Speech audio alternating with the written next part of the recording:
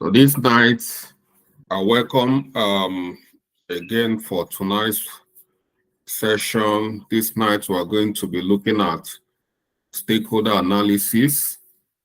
Last night, we performed some actions on RACI metrics. RACI metrics and stakeholder analysis, they are a bit related. Is a way of still identifying, managing your stakeholders.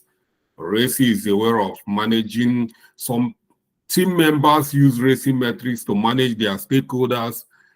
And for me, I think it's better to use RACI metrics to manage your team, for you to use it to understand your team, their roles, and their deliverables, and every other things. But stakeholder analysis will help you to understand your key stakeholders, plan on how to communicate with them on a periodic basis, daily basis, weekly basis, monthly basis. It will help you to understand your stakeholders better, their preference, and things like that. So we are going to get hands-on on understanding stakeholder analysis by performing some actions on stakeholder analysis, do some examples, some practice of how to perform stakeholder analysis. As a business analyst, it's very, very important that you understand your stakeholders very well. Once you understand their stakeholders very well, how to analyze their stakeholders, how to communicate to your stakeholders, you are 70% a business analyst, because this is what we're going to be doing, trying to impress your stakeholders, trying to capture requirements from them, trying to, analyze the requirements you capture from them, passing requirements to after analyzing it, transfer it to technical requirements, pass it to the developers, collect requirements from developers, transform it into business requirements, so that so it's all about stakeholders. Everything is about stakeholders. It's very, very important. So let's look at the slide. From there, we perform some actions. It's not going to be only stakeholder analysis we are going to look at today. We're equally going to look at requirement gathering. So if you identify your stakeholders, the next thing is to start capturing requirements from them. So we have two deliverables we're going to look at. So we're going to be a bit fast.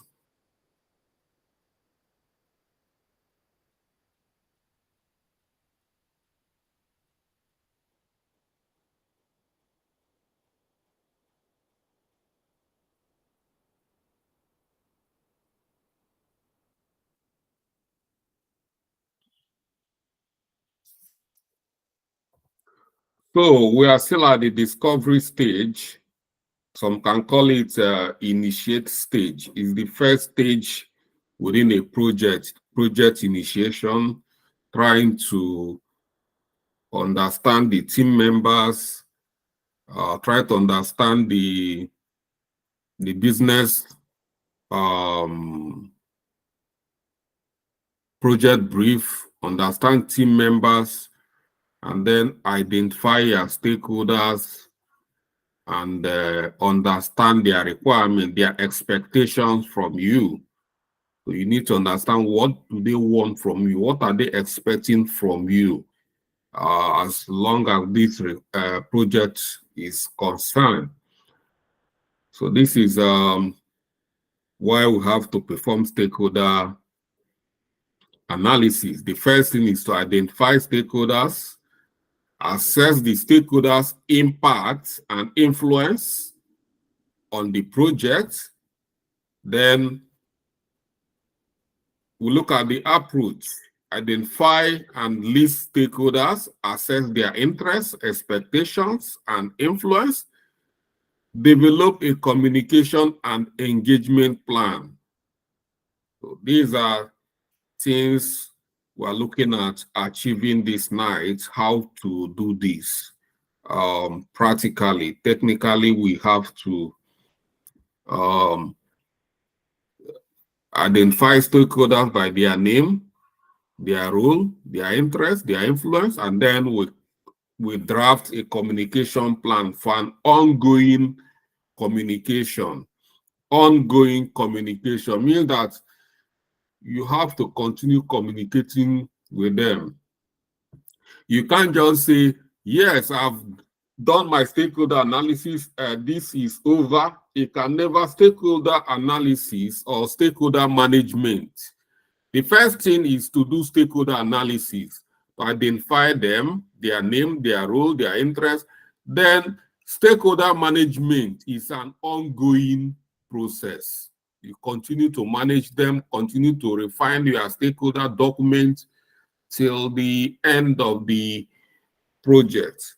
So what are the sequence of activities in trying to manage stakeholders? Like I said, stakeholder analysis. Let's look at how we are going to conduct this stakeholder analysis. So these are key steps. Number one is to brainstorm individuals and group who may have a stake in a project. Who are those people that have a stake? Those people that have interest. Anybody that got an invested interest in that project is a stakeholder. So your team members you are working with, they are still stakeholders because they have interest in that project. The customers, depending on the whatever project you are managing or whatever solution you are developing or whatever problem you are trying to solve or change you are trying to initiate. You look at the end users of that product or the solution. If you are working within your organization, there are some people we call people working within the process. You look at those people, understand them. So these are various people. We've had a section on stakeholder analysis. So we're not going to be dwelling so much in explaining all these things. We're more interested in seeing how to do it practically. So the next thing is to sort them by their power and their interest, plot them on the power interest matrix. If you have a power interest matrix, you mustn't have a power interest matrix. So I don't use it.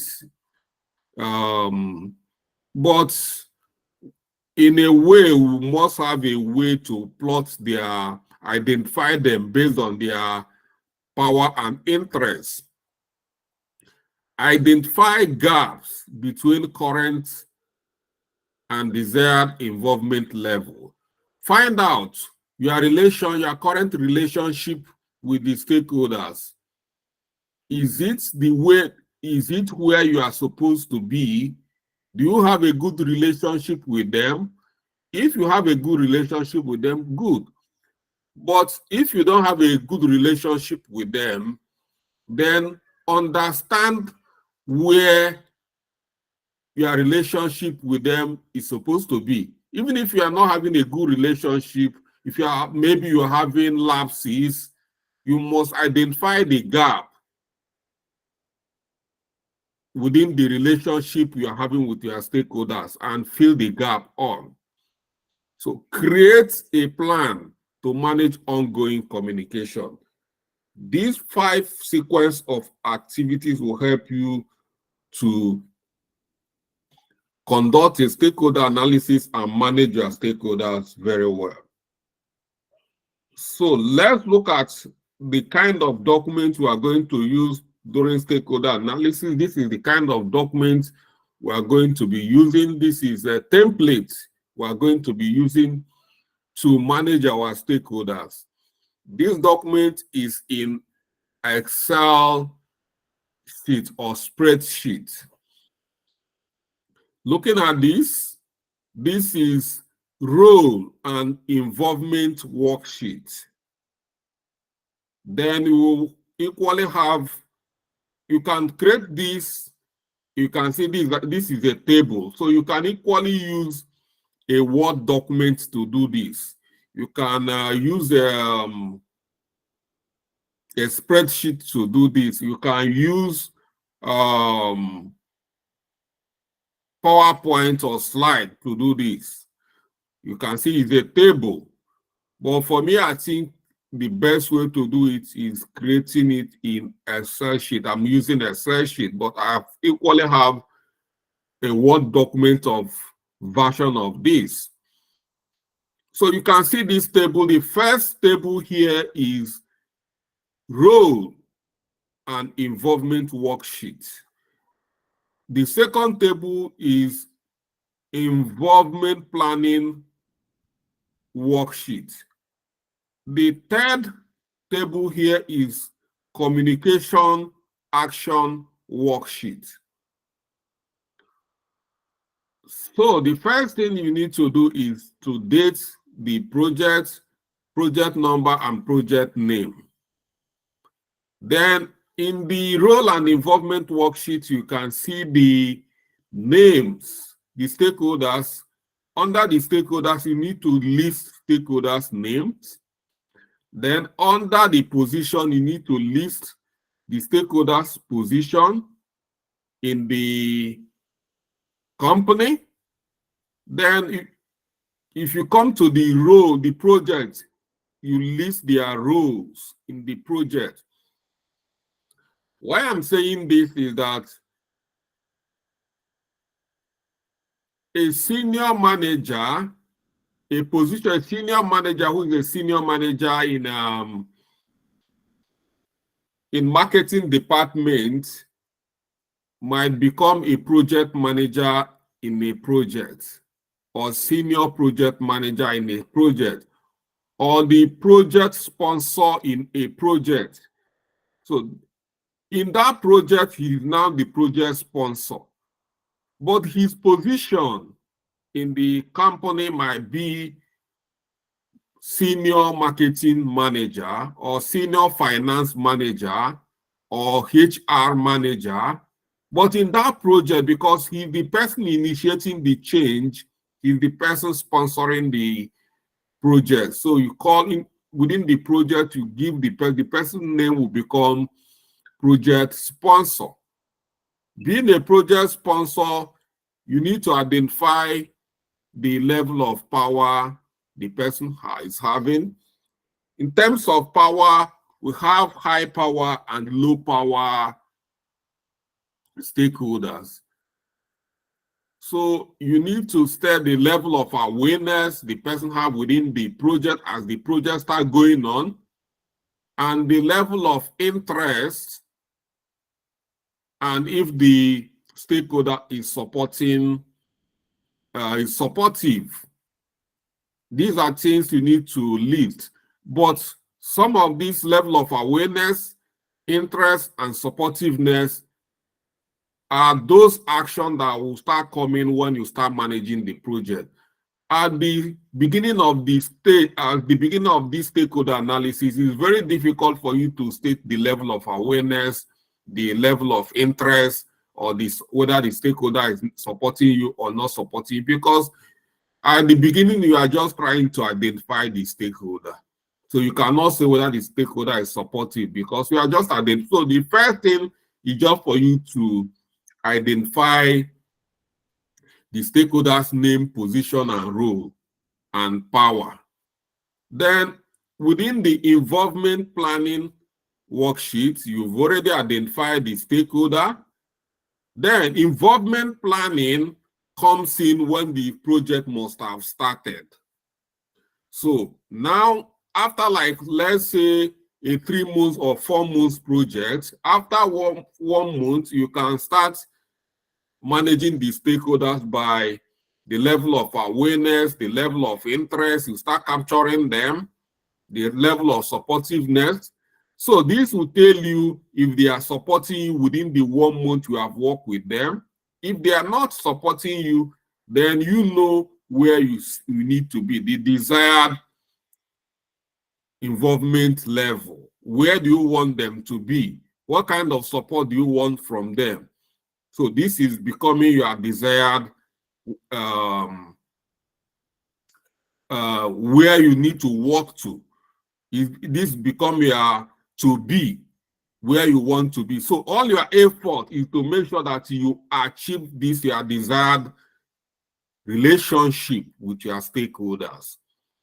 This is your current state of current relationship with your stakeholders. They might not be supporting you at this point. So for you to gain their support, you need to do some work. Find out why they are not supporting you and gain their support. Once you gain their support from not supporting, supportive to supportive, you find out your project will start accelerating, your project will start moving well, everything will start working out well. Communication action worksheet.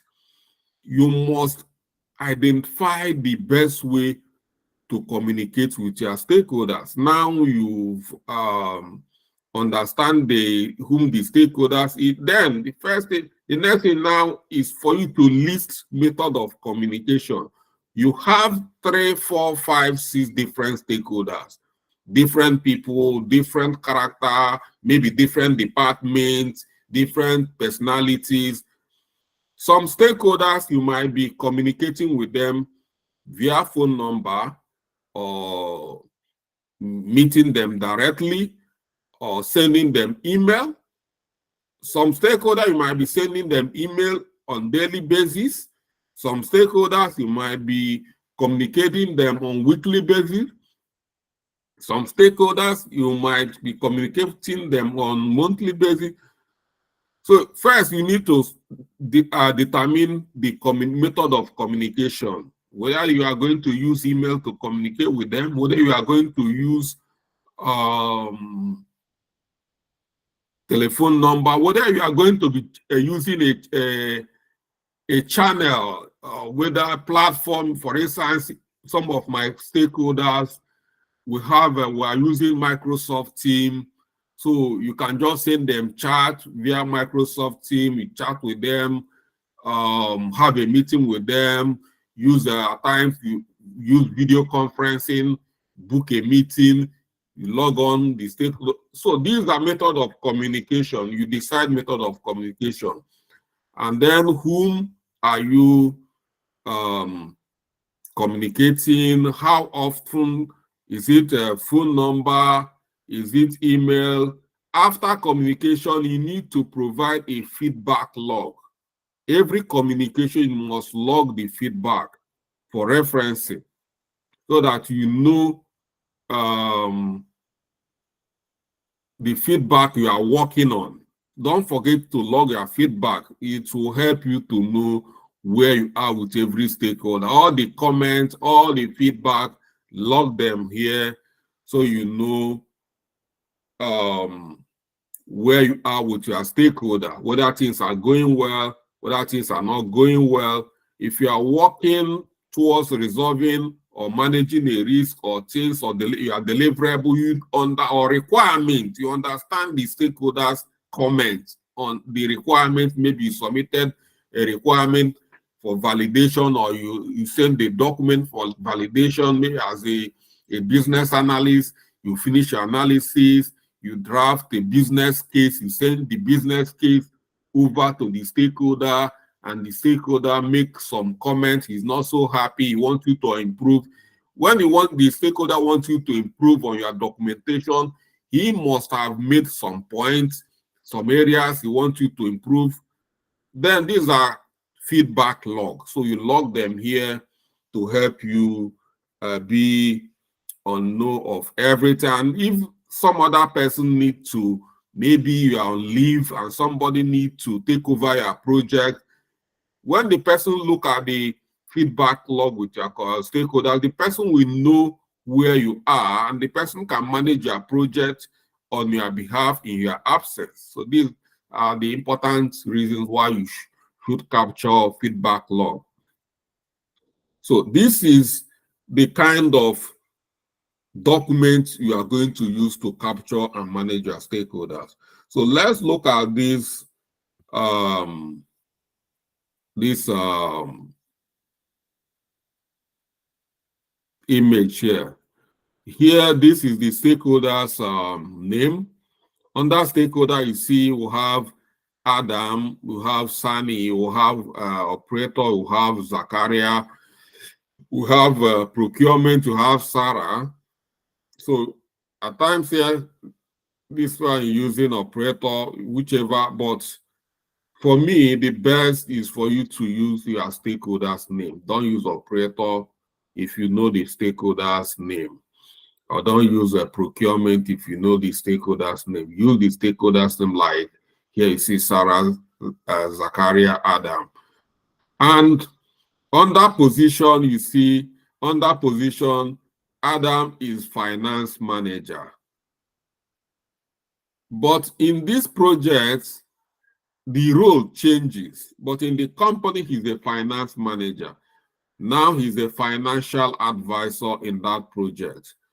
You see Sammy here is operations manager.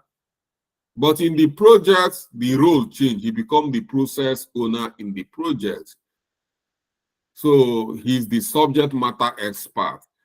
So Adam being a finance manager, somebody who authorizes the money, makes approval, you see that the power here is high.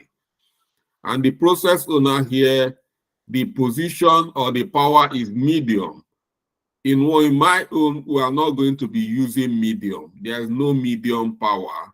Well, it's either the power is high or the power is low. I particularly picked this particular document because I want to make some of this known to you. In our own, we have in stakeholder, we have high power and low power. We don't use medium power, but some people do use it. But I'll prefer you just either your stakeholder is a high-powered stakeholder or a low-powered. So this medium power is considered as high. So operator here is line operator. In the project is users of the improved process. So when you improve a software or application you are using, maybe CRM, he is the person that is going to be using this CRM on daily basis for his or her work. So here you see that he's just an operator. The power is low, although he's the person that is going to use this, but the power is low because he doesn't have any power to impact on this or to stop this project. So the level of awareness here is somehow aware, because somehow aware means he maybe is complaining, you don't know what you are doing, he's not on the know of all the things you are doing, and you can see he's a very high powered stakeholder, and he's not on the aware of what you are doing. So the level of awareness is not good.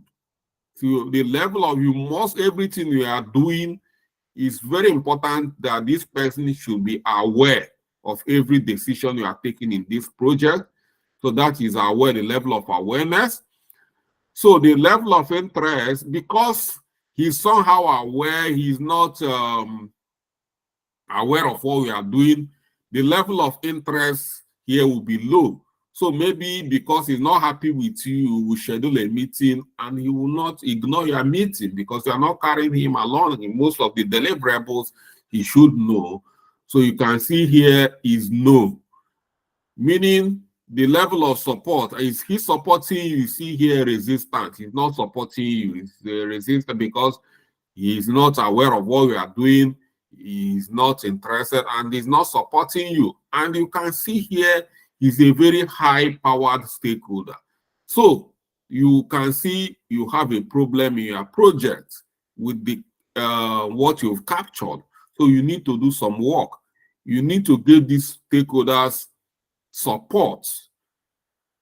This support, yes, you need to be very, very supportive.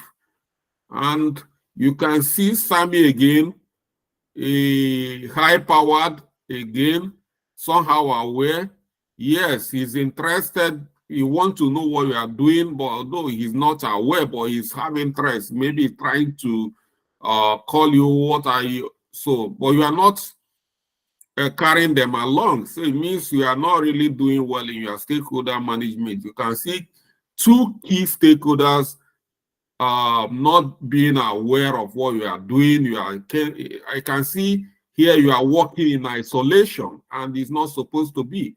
And to this effect, you can see these two stakeholders, these two major stakeholders are resistant. You are not getting their support. So you still need to work hard to get their support, although they are not the sponsor, but they have power to influence the decision within this project. You can see this person is finance advisor. He can decide not to approve any more finance for this project, and you become stuck in your project.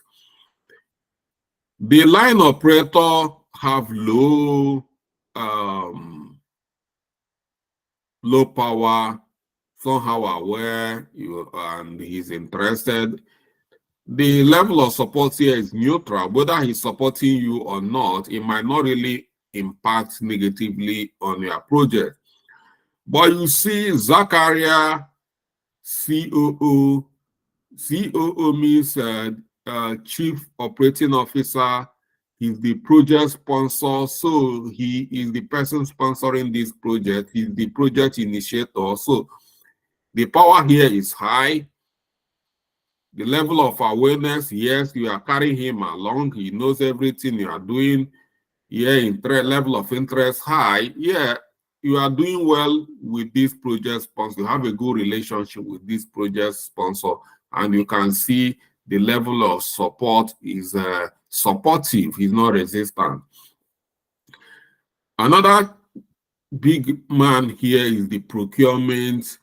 The level of power here is medium, which I say that medium should be considered as high. Level of awareness is not aware, interest, no, neutral. So he's not on the know of what you are doing, and it's not good. Then you can see Sarah, training manager, training facilitator, medium power, which is high, level of awareness, yes, level of interest, yes, level of support, supportive. So you can see we have how many stakeholders are supporting us here. This is where we are. We have two stakeholders, high stakeholders supporting us in this project, and we need to get the support of all the high-powered stakeholders. So this is where we are, and where we're supposed to be is to get at least two more supports from the high-powered stakeholders. So, trying to present this in a power grid, this is how a power grid is. If you don't know how a power grid, you can see a power grid is a four, this thing. You can see we have four different boxes for four different group of people. One group of people are very high powered people. They have high power, but they have low interest. Then we have another group of people here. They have high power and high interest. This is interest, this is power, and this is interest. So this is high power. No, this is high power.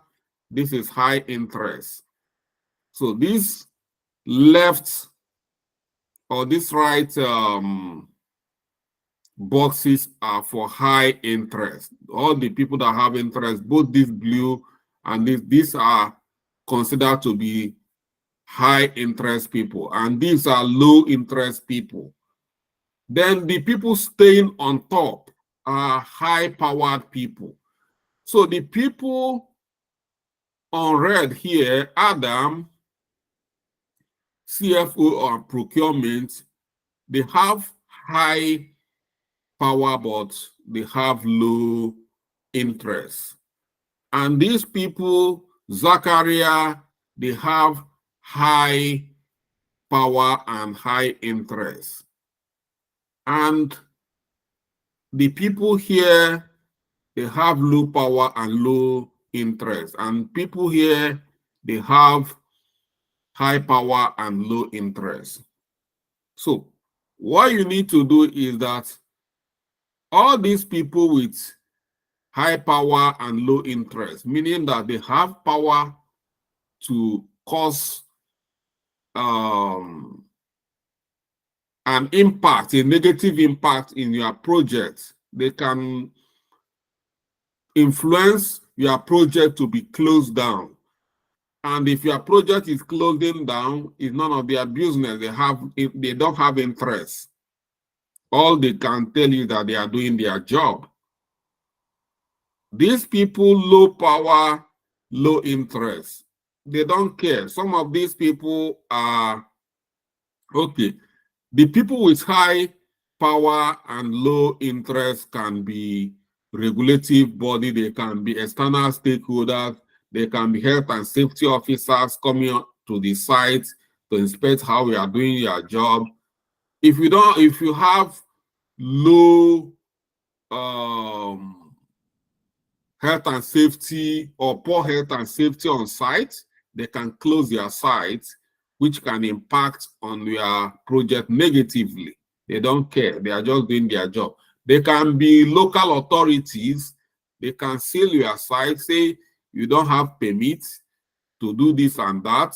They can say, so these people understand what they are looking for, understand what the law say or what they need, the requirements, and make sure you fulfill all their requirements. So you'll be on the safe side with them. Then the people here, technicians, they are low-powered people and low interest. Some of them are, if you are in a construction site, some of them are bricklayers, some of them are carpenters, some of them are laborers. They don't care what's going on. If the project is meant to last for 6 months, if they have their way, they want the project to last for 12 months. What they care is that they have a place they are going to work and they are earning their money. They don't care if the project is succeeding. They will do everything to make sure that the project term gets long. But you, being a project manager or a business analyst, be a key driver in this project, you know that a 6 months project, when a 6 month project is being run more than 6 months, you are in trouble as a project manager. So you wouldn't want your project to go beyond 6 months. So when these people are trying to drag, you have to monitor them, make sure that they are doing their job. If they are developers in terms of IT, these people are called technicians. They are the developers. Some of them, they don't care. You see some of the freelance developers who I've been working with, they don't care. They can have up to 5 projects they are working on differently. So if you don't follow them up, monitor them, they will dump your own projects and carry out other projects. So you have to be calling them, checking on them, making sure that they are doing their job. So this will say monitor them, give them a close monitoring. Then people here at the top, which is, you see them, they have high power and they have high interest. You can see Zachariah is part of them because he's the project sponsor. He sponsored this project, he initiated this project, and he got high power and high interest. He wants to do everything, he wants to cooperate with you, do everything to make sure that this project works, because this project is his or her brainchild. So he's the person initiating this change. All you need to do is engage them. Make sure that they know everything you are doing. Carry them along in everything. Because if you do not engage them, you can lose their job because they have power and they want this. So anything that will make this project not to work, even if you are the project manager, they get you out of the way, get a new project manager that will help them realize this dream. Some of these people are people that are going to use the outcome of the change you are making. So yeah, they are very inquisitive. They want to know the outcome because they are the people that are going to be using this solution. So you consider them, you need to let them know what is going on, carry them along. So that's why you need to consider them. So this is how to use this power grid to manage projects. It's very good to use, but so many people don't use it because it's more like just theoretical. I don't use it. What I use to capture my stakeholders is this, because you see with this, you can still see the high-powered people. You can still capture the high-powered within here and low-powered people and things like that. But it's good you understand stakeholder influence. We call it stakeholder power influence grid. So that is for it. So let's look at how we can do a bit of use some of our template to perform some action on stakeholder analysis. Here is the project brief. So in the project brief, I said this is the stakeholders. Try to come. This is the team members. You've captured the team members. You come down here, capture stakeholders. You try to capture some stakeholders as well. So in our stakeholder here, we've captured stakeholder here. We have Charles Senior, project manager, that can be maybe the sponsor or whatever. We have Agnes, let's say senior business analyst one. We have Williams, senior developer. We have George, senior change manager. We have Abdul, senior QA. We have Visual, senior business analyst two. We have Oluwaseyi, senior developer. We have Ndubisi, Alu, senior change managers. Now you've captured these stakeholders and their roles.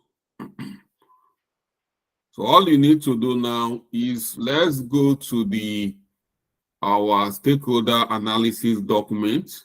So you come over here. So this is the document like we are going to be using is our template. So you see here, this is where we're going to capture the stakeholders' name, their position, their role, their power, level of awareness, level of interest, are they supportive, level of current state. So this is the current state, level of awareness, whether they are unaware, whether they are aware, interested, supportive. This is the current state. You need to capture their current state so you know where you are driving at. Then you come over here. Where do you want to be with them? Capture them here. Then here you come here, method of communication, responsibility of who, how frequent do you communicate with them, phone number, email, and feedback. So this is one document that will help you to capture everything very well. So let's say we've identified the and capture their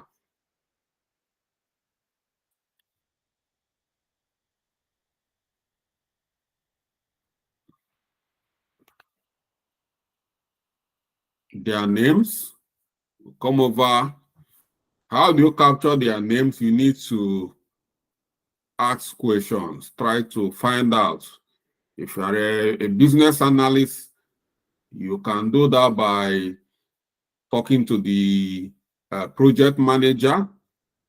If you are a project manager, you can talk to whoever is your superior or knows better.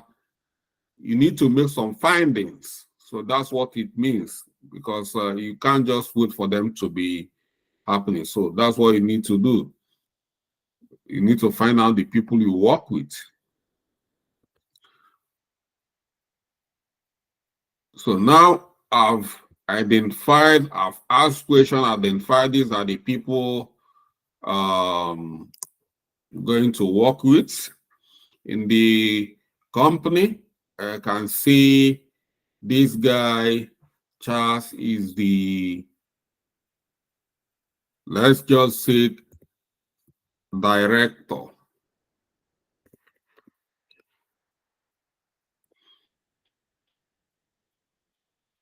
And this can be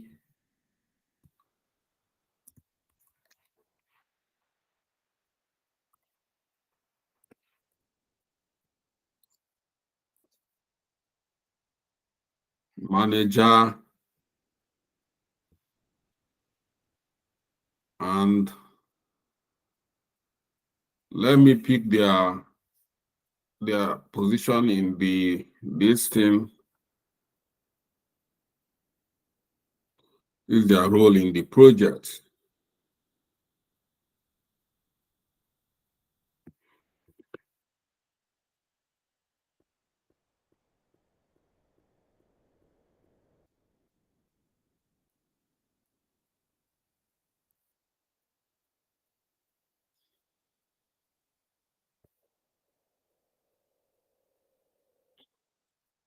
So these their projects.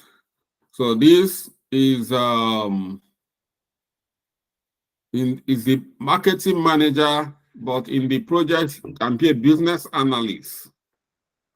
You know, nobody says that a marketing manager cannot be a business analyst. This is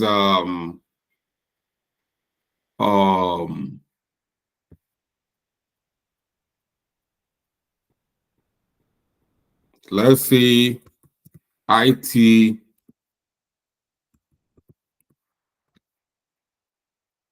manager, and is a senior developer. IT manager one, and this is a senior change manager. It can equally be a change manager here.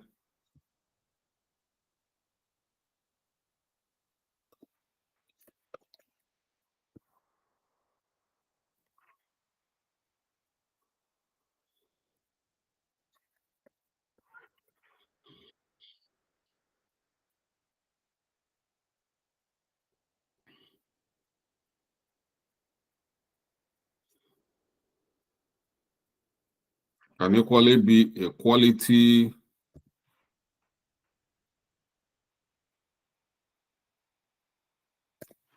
assurance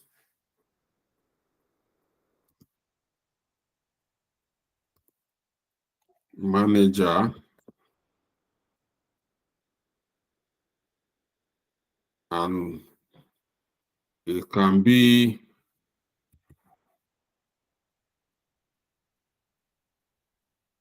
IT manager two, and then IT manager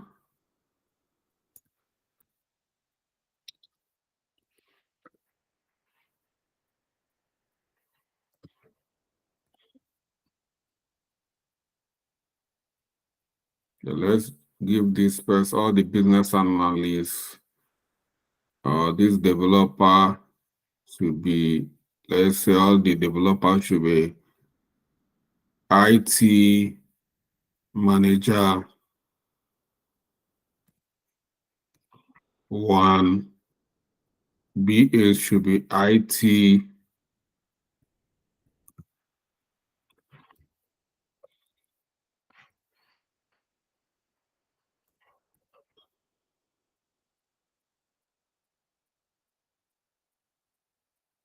and then change manager. So this might be their position in the company, but in the project, this is their role. So you don't need to, you can say all this, I'm just, these are dummy data. I'm just putting this out of my head for the purpose of this workshop. But in the company, you must find out the position of the person in the company. You don't need to just assign a portion role or position to the person. You must find out the position the person is occupying in the company, and then find out the role the person is, what role the person is playing. Yeah, so senior project manager, or I can say project sponsor.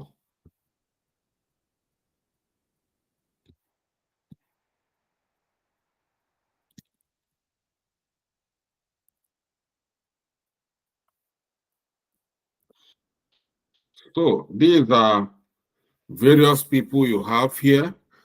So we can see under here, being the project sponsor, you can see that this person is supposed to have a very high power, you know.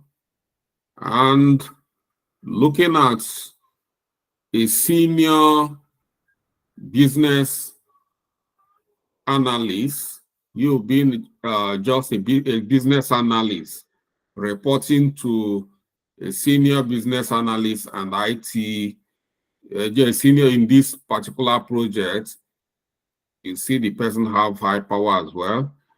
This developer, being a developer, the developers might not just have, they have their own, you might be working with the company, or let's just say if a developer, it doesn't, like I said, I don't like using medium.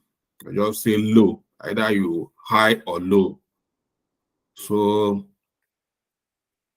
you see this change manager, let's say they have low powers.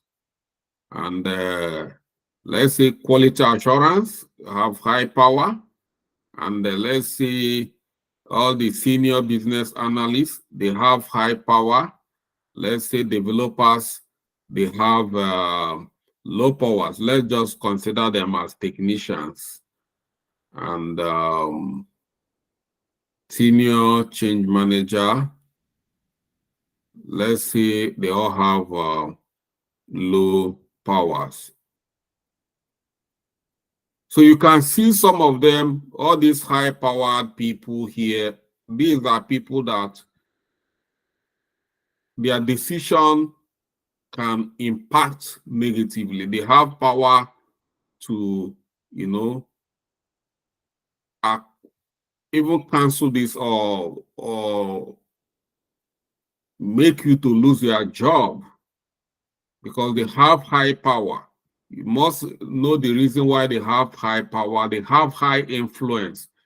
They can influence these projects to even be cancelled or put on hold.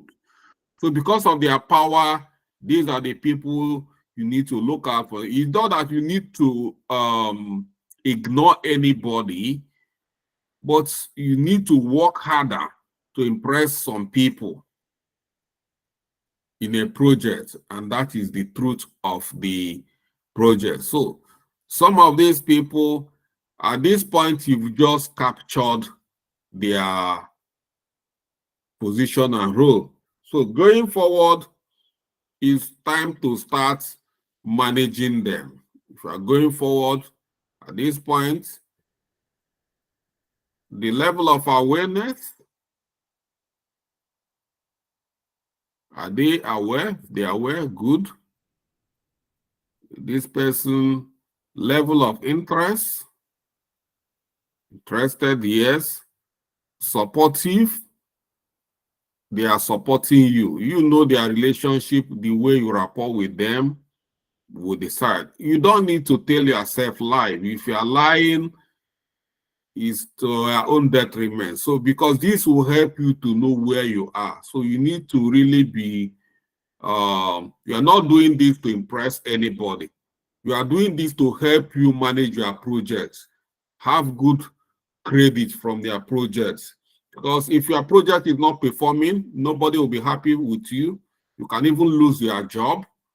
So this particular person, you need to understand the level of, if he's not supporting you, you said no, or he's not aware, level of interest, supportive, you can say somehow, or just say no. Now, these people, where is their, when you start doing your, now you've captured, this is where these stakeholders are at this moment. This is what you've captured. Now, after capturing this, you come over here, you have involvement planning worksheet. So at this point, you need to do your gap analysis to understand where you are with these stakeholders. But before we do the gap analysis here, let's further decide the communication action plan. First, we need to understand method of communication. Let's see this first person, the sponsor, they want email.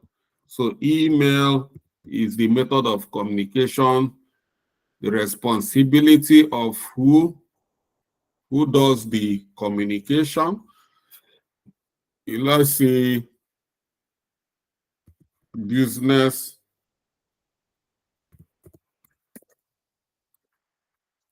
analyst. Maybe you are the business analyst. The level of the responsibility of communication. Some of these stakeholders, you must know whom to communicate, how to come, who is the responsibility. Here you have project manager, you have business analyst. If you are permitted to be communicating with the project sponsor directly, then you can say this is the level of communication. Or if you are meant to be communicating via the project manager, you have to put it. Some of them will have what we call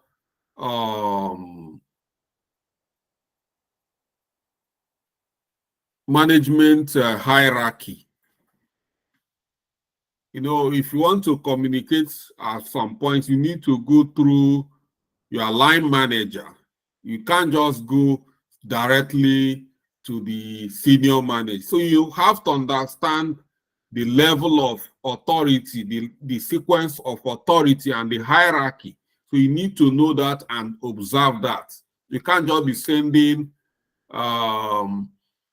random email or just sending email to bypassing the protocol. So that is what this means. You must understand the protocol of communication. So if it's the project manager, then you have to route your report via the project manager. And then from the project manager, you receive the feedback as well. So, and how frequent you send their reports to the project sponsor, you can see every week. Say weekly. So if you are meant to be sending a report every week, make sure you send it every week. You don't need to be sending report on daily basis. And here you have the phone number. If you mean to be communicating via phone number, email, stroke, phone,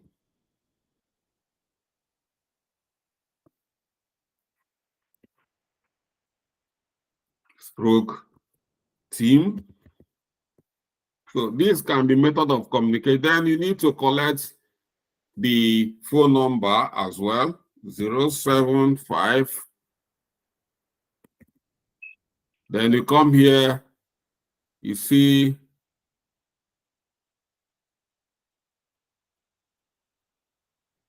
say Charles,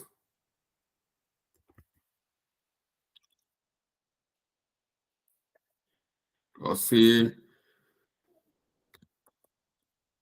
see you at local handies.com.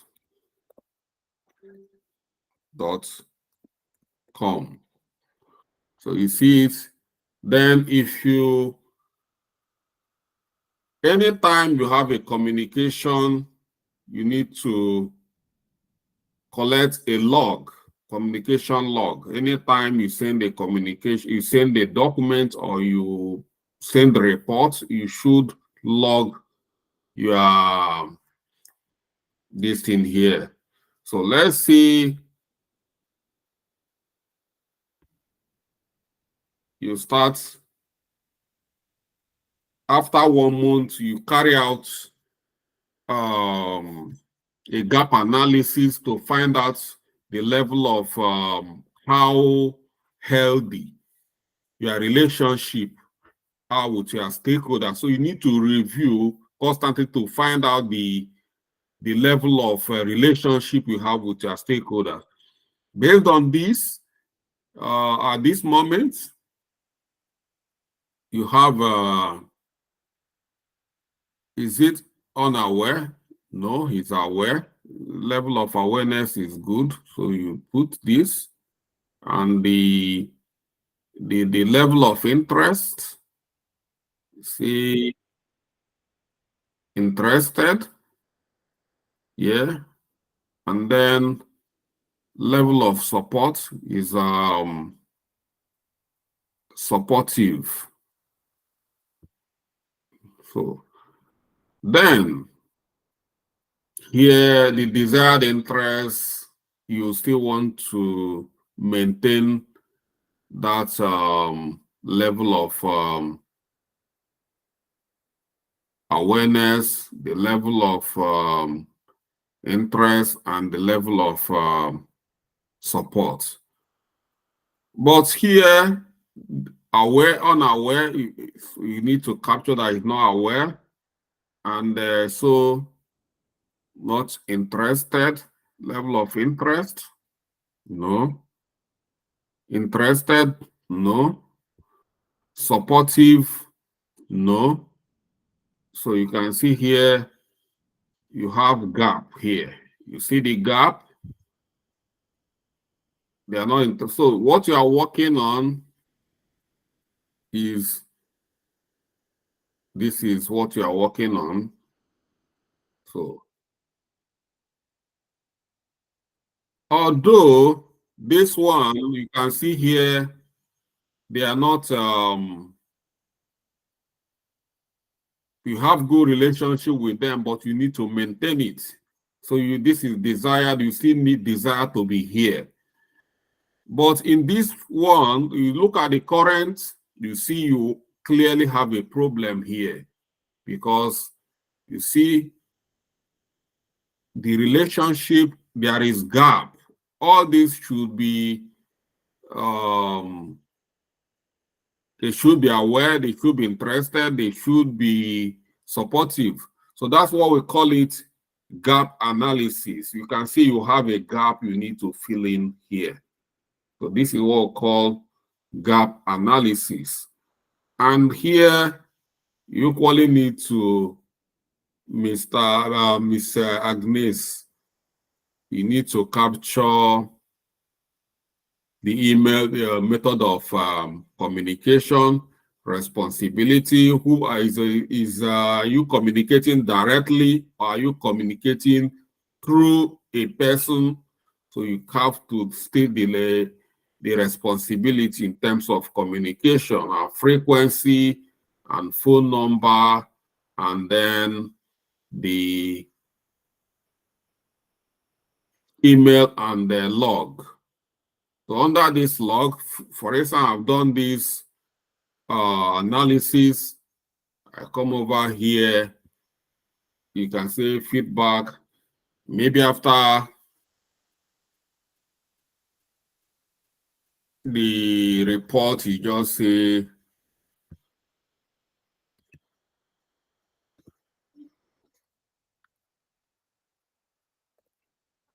good report.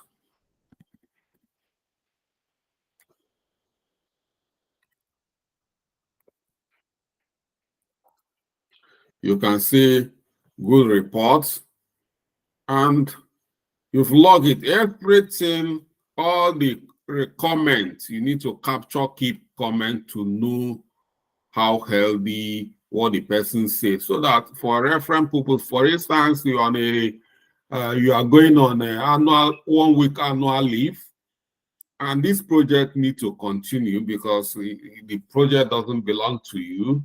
The project belongs to the company.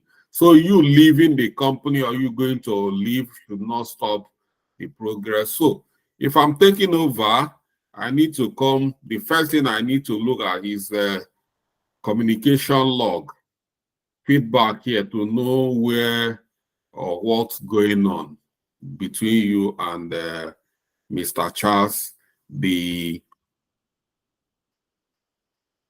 project sponsor.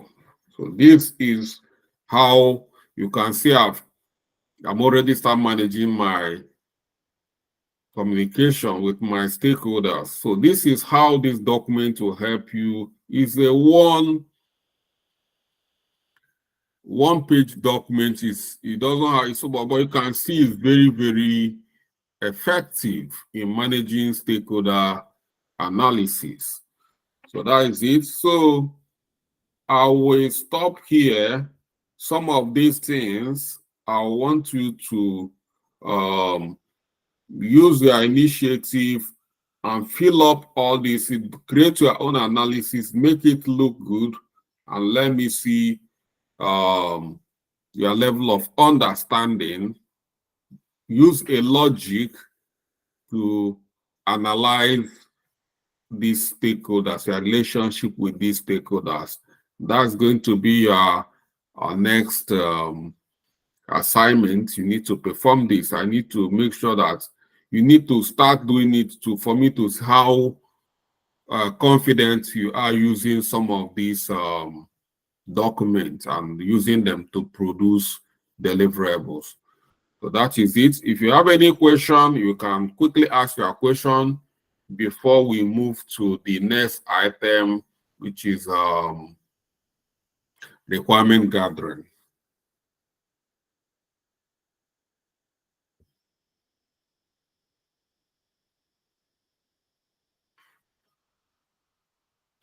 Any question from anybody?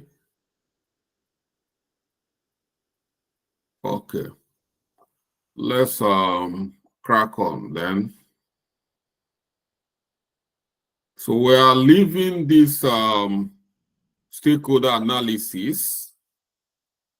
So this is the document you're going to be using. I'll make this template available for you to use for your stakeholder analysis. We go back to our template, so our slide, and then we move to requirement gathering. Like requirement gathering, we already have a session on this, so this is no longer strange. There's no need for an extensive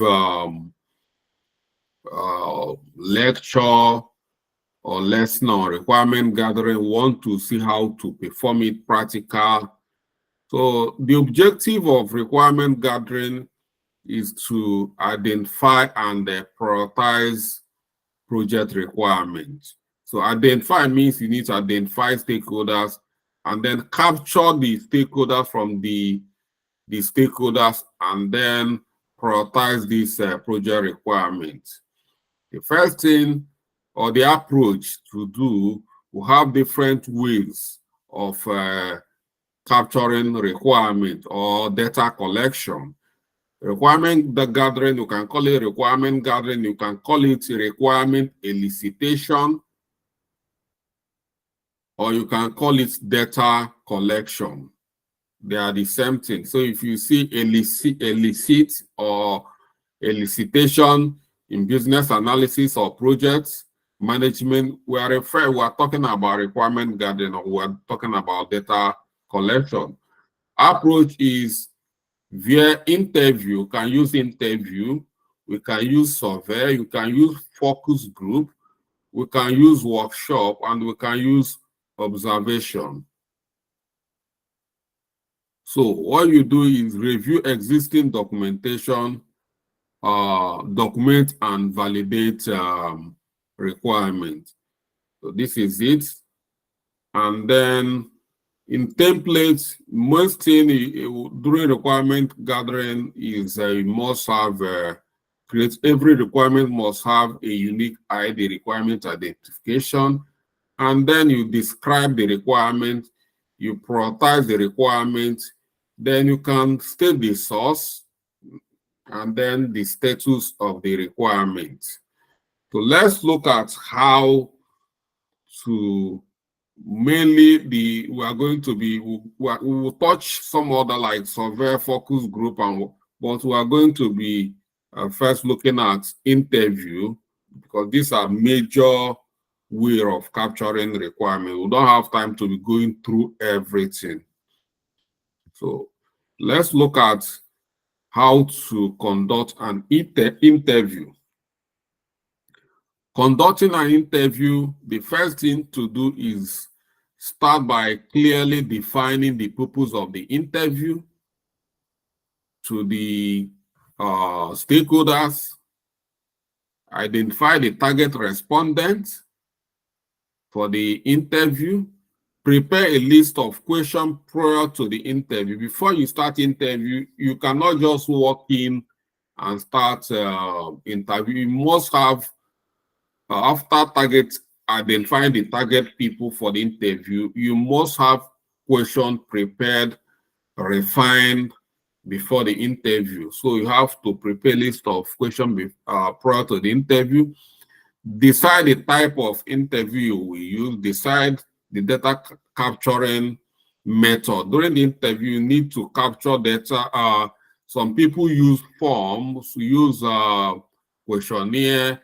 Like during the interview, you might just meet a stakeholder. You can tell them to fill a form, or you can tell them to hand the questionnaire, and they will just go through the questionnaire, fill in your questionnaire, and give it back to you.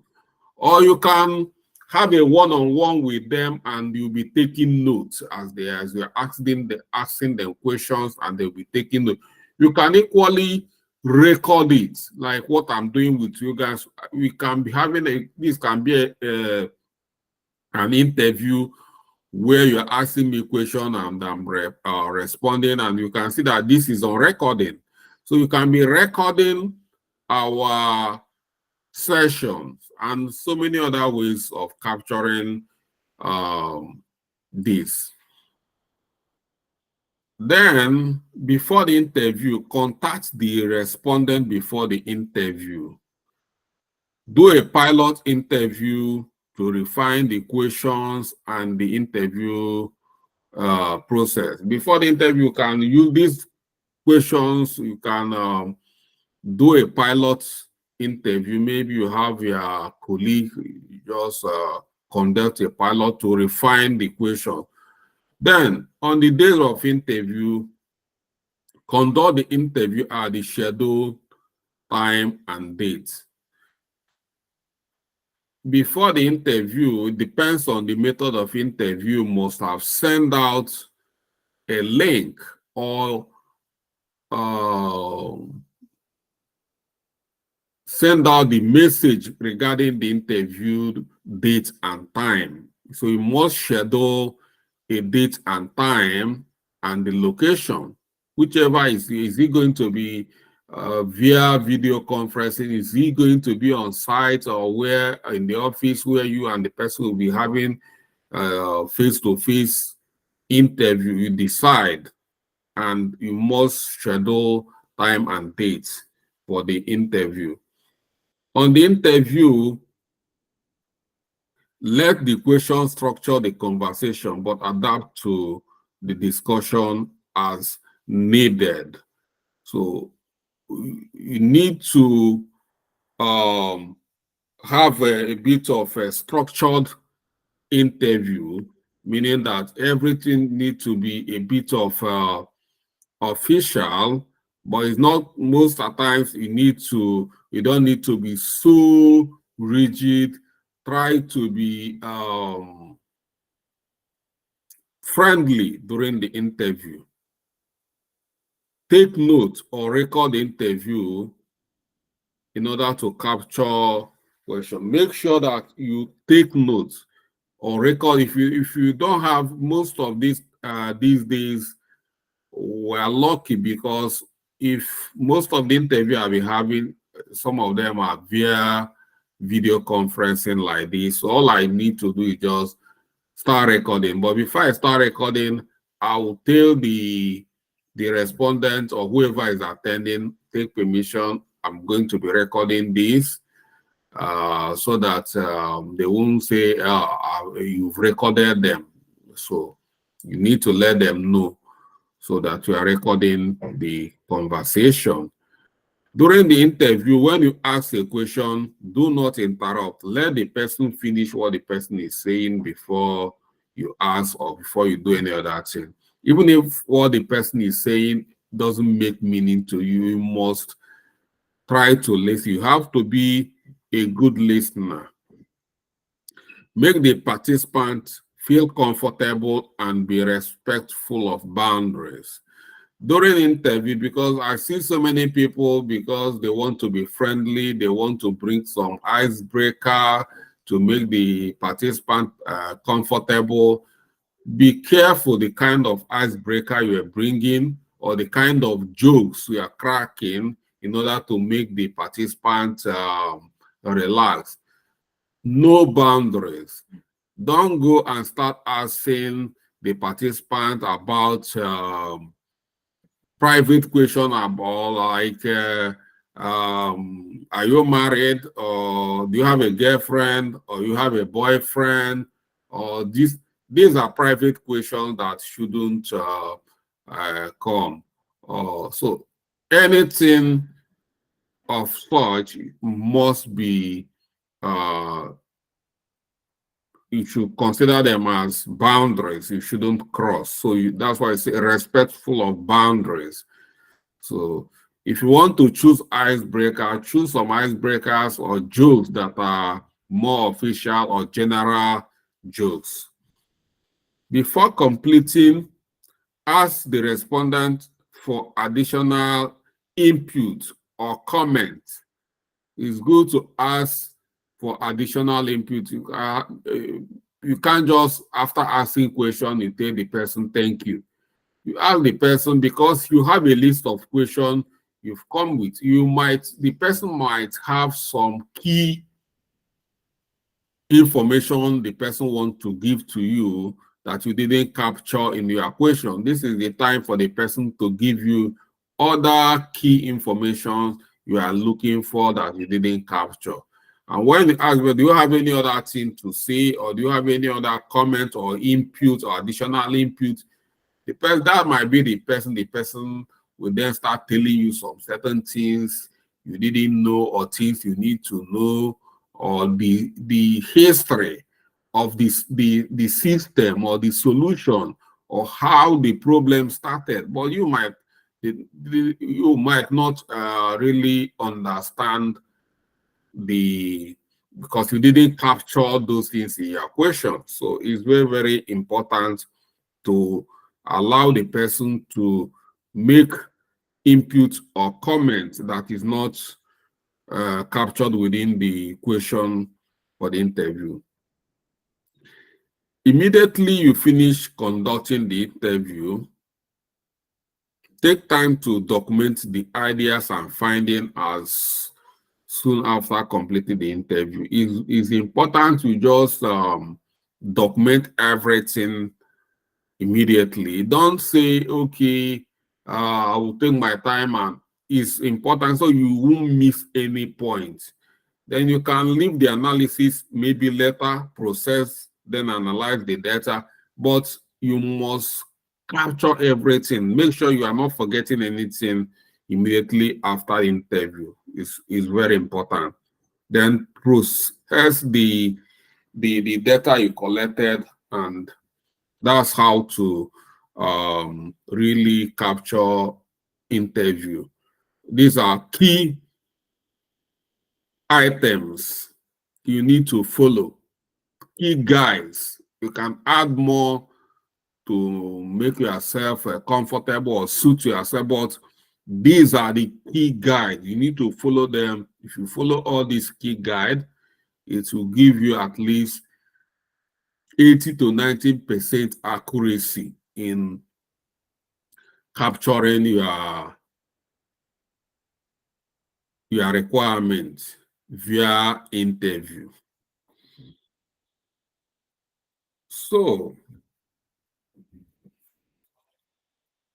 interview continues. We have two types of interview. We have open interviews and we have structured interview.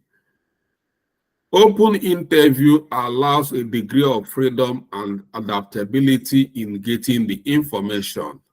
So in open interview, you use open-ended questions where you ask a question and the respondent will be given the freedom to, talk to some extent. This will give you the opportunity to explore the respondent, because the respondent now have the freedom to give you details. But if you are using structured interview like close-ended question that ends in yes or no, mainly through questionnaire, it might not help you to capture detailed requirements. But structured interview are very good if you are collecting data from a large amount of people where you need to use questionnaire. You just distribute the questionnaire to a lot of people, and then they fill up and then submit to you. So that is where the structured interview is very important. It helps you to speed up the process, because if you have so many people, like 50 people, how do you use open interview for 50 people? You have 50 questions, you need to ask everybody. So it's difficult. So that it's left for you to decide, use your discretion, use your initiative to know when to apply open interview or apply structured interview.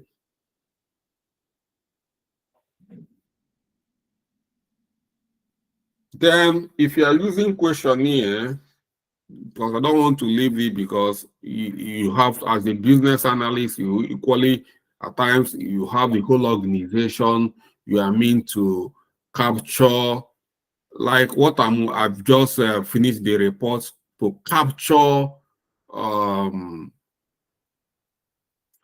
the satisfaction level of the whole organization, in terms of IT services and support. The support desk, I want to know the way they feel, how satisfied they are. And this, I'm collecting, requirement from more than 500 people.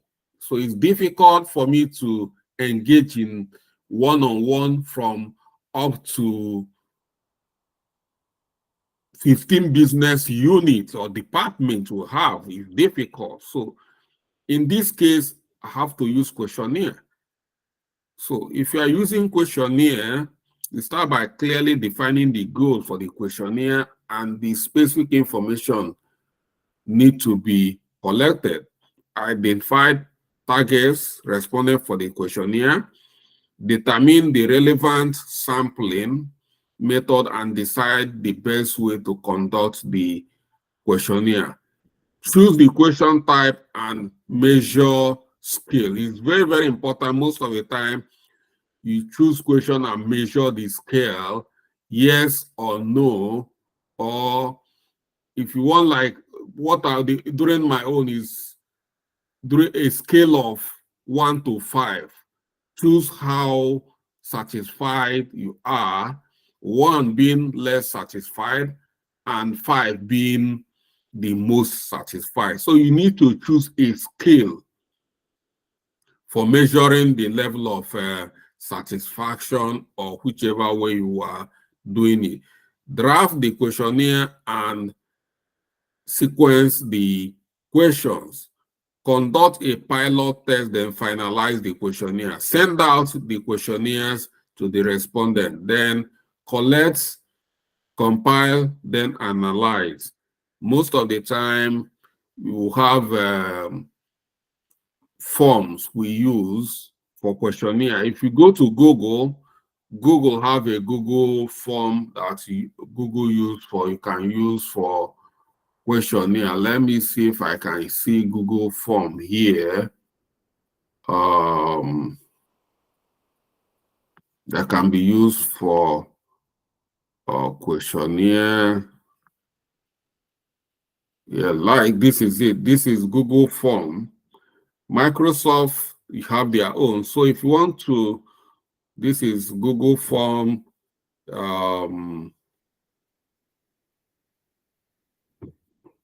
If you can come here and you can use this form and design your question. You can see here when you want to collect, this is the title of the questionnaire you want to. Then here you start typing your questions.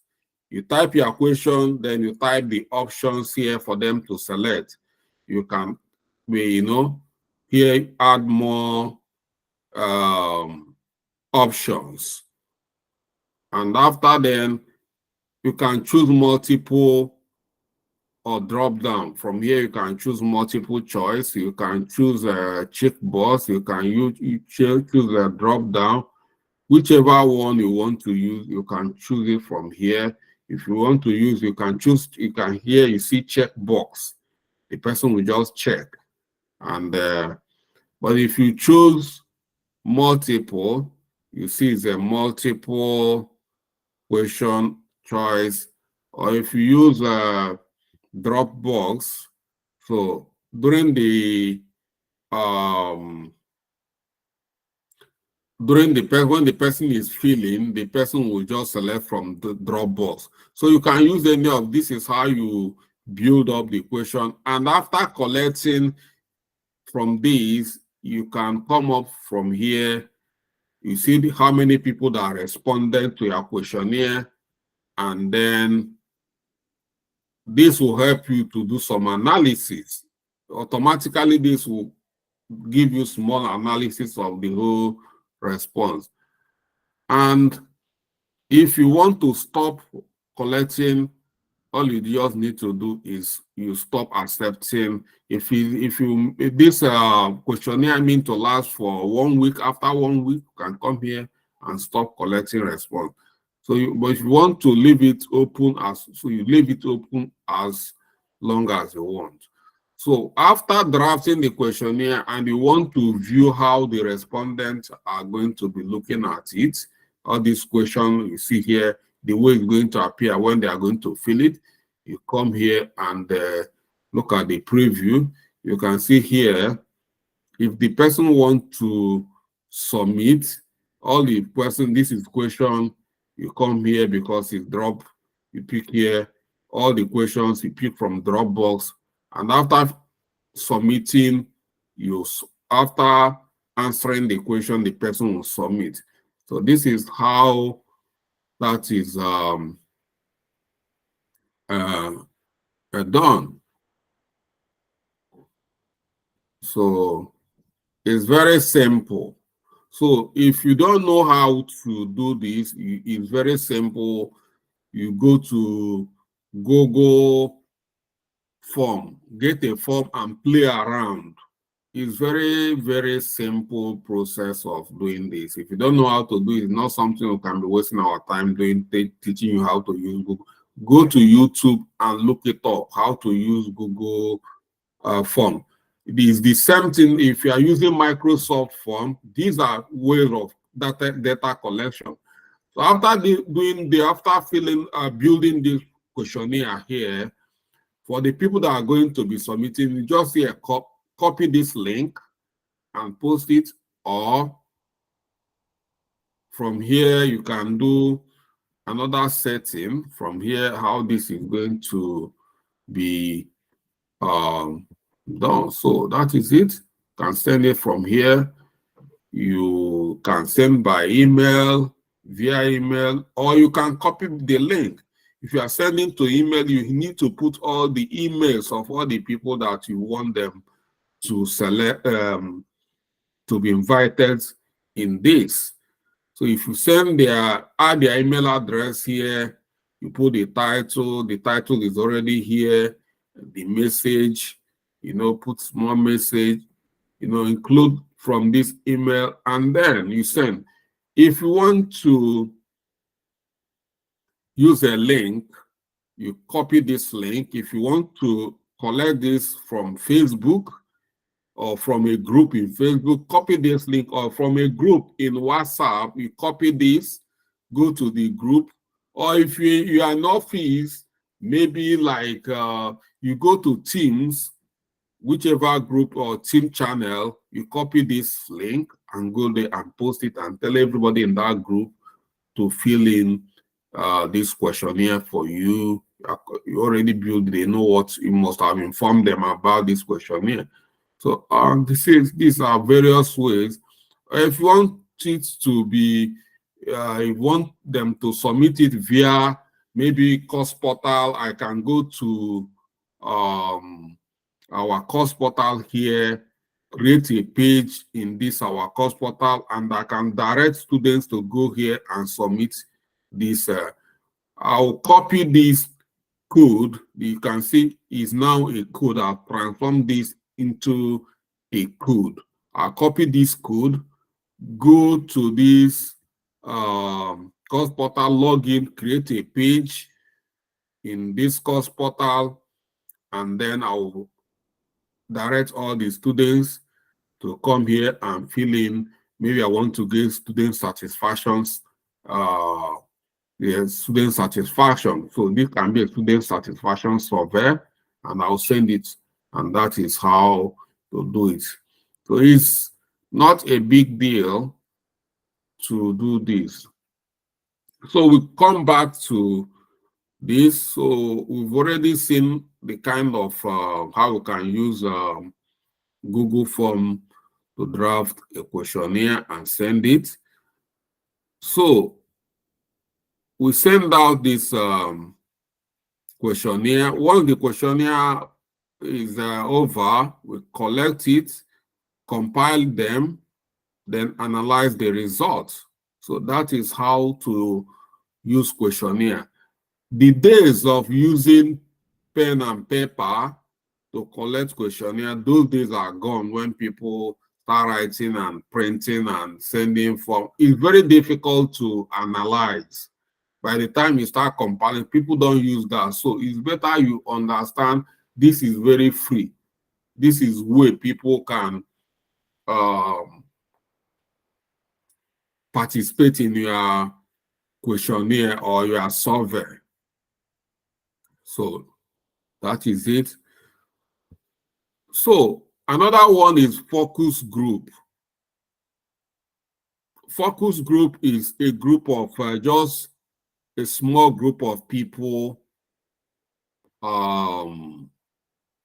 You have an interactive session with them, and through the process, you capture all the requirements you want to capture. The first thing you do is define the objective of the focus group, decide who should moderate the group to facilitate discussion, consider hiring an outside facilitator if needed, select the participant based on their relevant and potential contribution to achieve the objective, prepare the outline of the focus group and the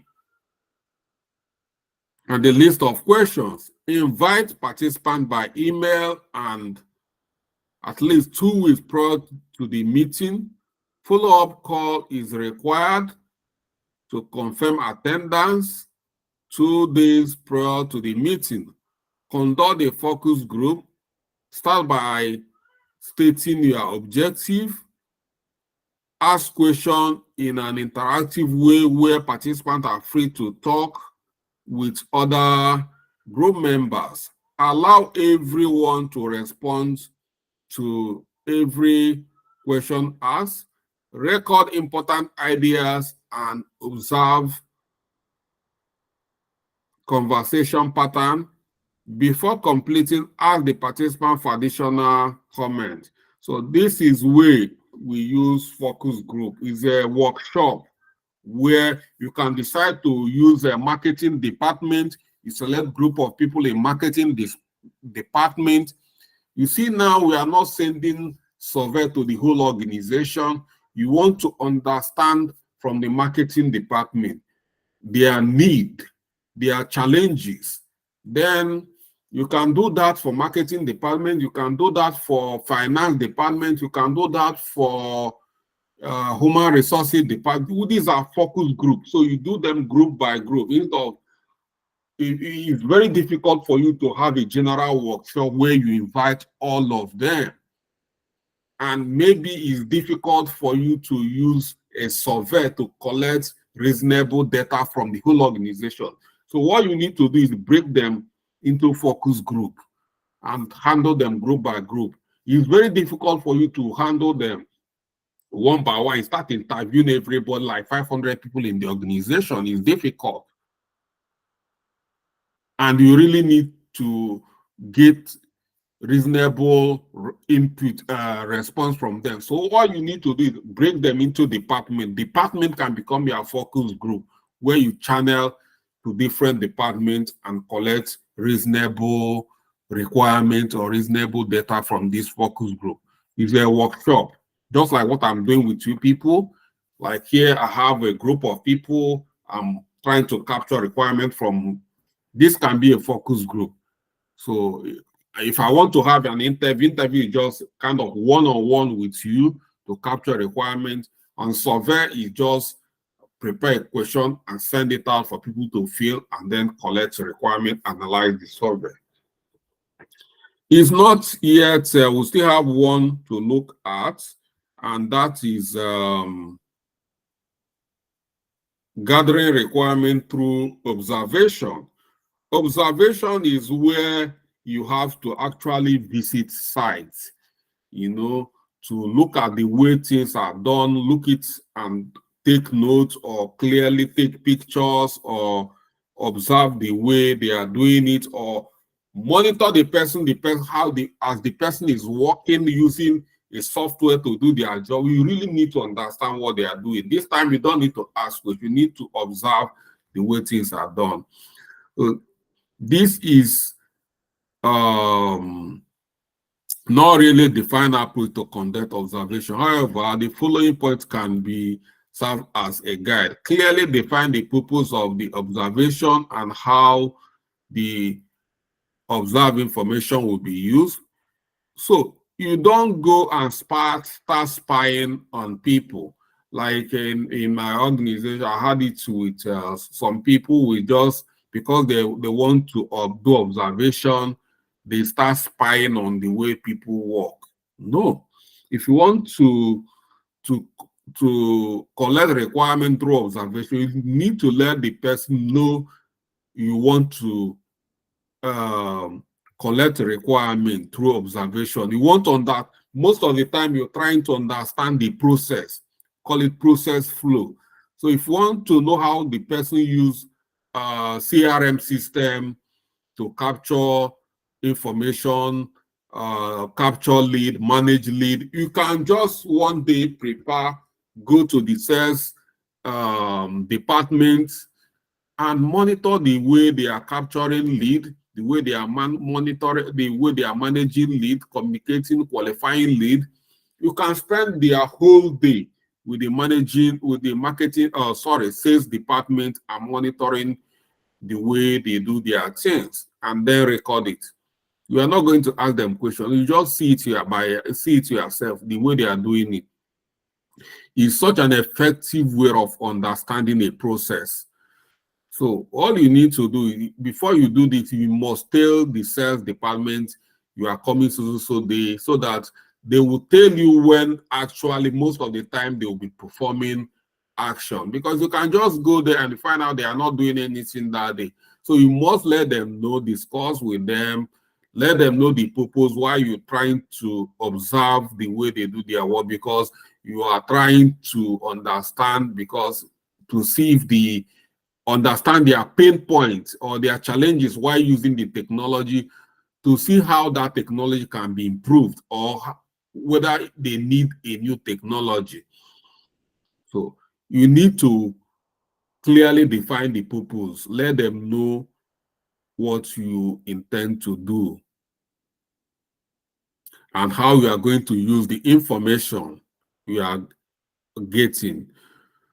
So study the process or problem you are about to observe. Like I said, this process, prepare an observation form to collecting the desired information. You must have a documentation process or form how you tend to capture your observation. Get permission from the process owner or the supervisor to conduct the observation and talk to the people there. So like I said, you must get their permission. If you are not getting their permission, then it means you are spying on them and it's not allowed.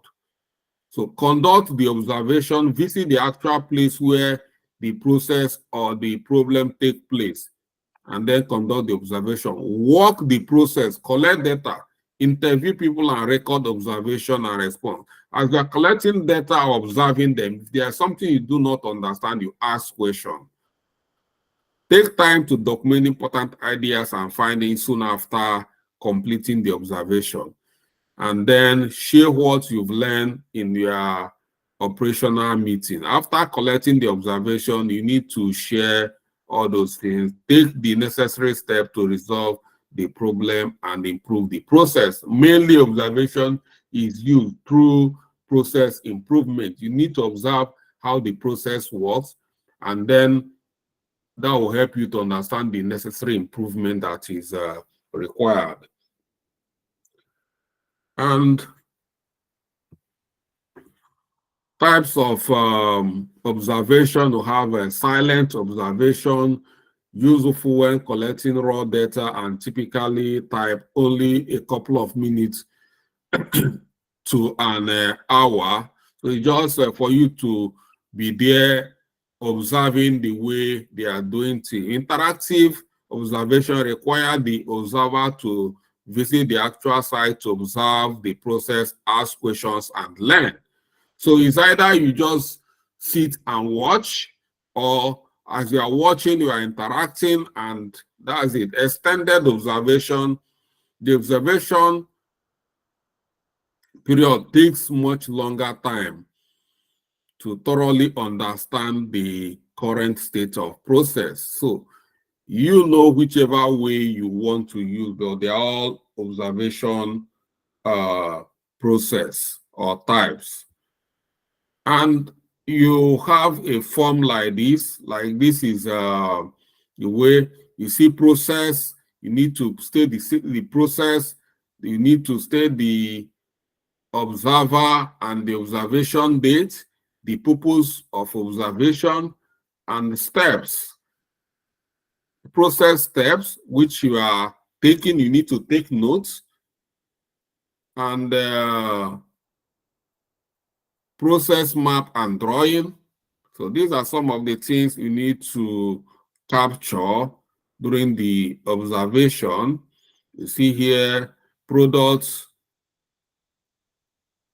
product description, stock level, time to process. So this is the way the observation notes should look like. So you can create, it mustn't be, you can create your own personal observation note to take observation. But the purpose of this is that you must have a note to take the observation. So this is how we can capture requirement. These are various ways we can use for data collection or requirement gathering. You can see here we've talked about observation, we've talked about focus group, we've talked about interview, we talk about questionnaire or survey. So whichever one you want to use, you use it. So this one, we are not going to do it practical till when we start our project. That's when we are going to do this practical, because you guys need to capture requirement from me, the stakeholder, then, and you need to go work on maybe workshop or interview. You need to come and interview me. So that's why we cannot do this practically, because it's not something you can just type and start. So it's something we need to do, engage me. So, but I tried as much as I can to give you enough insight on how to do this. So when the time comes for the requirement gathering, we'll provide enough materials or templates you are going to use for this purpose. So that is it. That is where we are going to end it for tonight. And if you have any question to ask, then we can take it from there. If you don't have any question, then we call it a night. Tomorrow we are going to be looking at requirement documentation. Being that you have collected their requirements, you need to document your requirements, and then you need to model your requirements. So we are going to be looking at requirement documentation and requirement modeling, and that is going to be practical, which I want you people to perform. So that is going to be another assignment. So this night, the assignment for tonight is stakeholder analysis. So if you have any question on this data collection or requirement gathering, the floor is open for any question you have.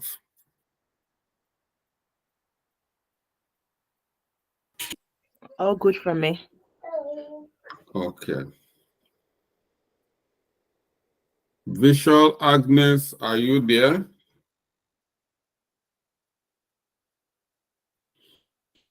All right. So Thank you, sir. I didn't get you. Yes, I'm with you, sir. Okay. So You have any question? No. Okay. So if you don't have any question, then I think we are stopping here tonight, and I'll see you tomorrow, and I'll share the requirements, stakeholder analysis document for you to use for your stakeholder analysis, which you need to submit to the cost portal. And good night. Night, everyone. Night, sir. Night, everyone.